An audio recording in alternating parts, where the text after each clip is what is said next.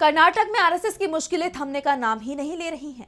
हाल ही में आरएसएस की गतिविधियों को लेकर राज्य में मंत्री प्रियंक खरगे ने आरएसएस पर बैन की मांग की थी, जिसके बाद बीजेपी और संघ दोनों की मुश्किलें बढ़ गई थी और अब एक बार फिर प्रियंक खरगे ने आरएसएस पर बड़ा बम फोड़ दिया है।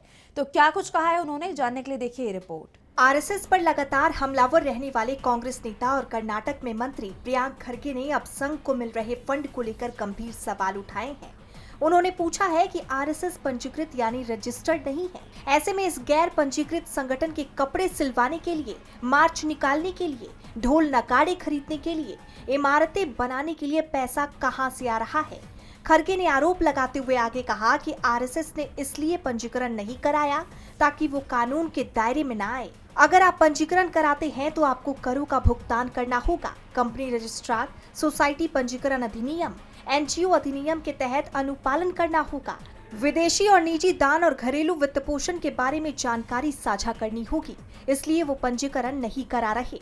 खरगे के बाद कांग्रेस नेता बीके हरिप्रसाद ने भी आरएसएस के पंजीकृत न होने और उसकी फंडिंग पर सवाल उठाते हुए कहा कि फंडिंग के बारे में जानकारी देने के लिए आरएसएस का पंजीकरण होना चाहिए। कांग्रेस पार्टी और बीजेपी दोनों ही निर्वाचन आयोग में पंजीकृत है। आरएसएस कहां पंजीकृत है?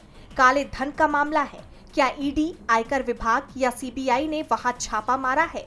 ये पैसा किसके लिए इस्तेमाल किया जा रहा है? उन्होंने 700 करोड़ रुपए की इमारत बनाई है, पैसा कहां से आया? वो इसे अवैध तरीके से कर रहे हैं। मेरी बात माने तो उन्हें पंजीकरण कराना चाहिए। कांग्रेस के इन आरोपों पर अब संघ घिर गया है। तो वहीं बीजेपी नेता और पूर्व उप मुख्यमंत्री सीएन अश्वत्थ नारायण ने कहा कि हर संगठन का पंजीकृत होना जरूरी नहीं है, लेकिन जब तक संघ की तरफ से इस मुद्दे पर कोई जवाब नहीं आता, ये देखना होगा कि भागवत इस मामले में कैसे बच पाते हैं। डीबी लाइव की रिपोर्ट।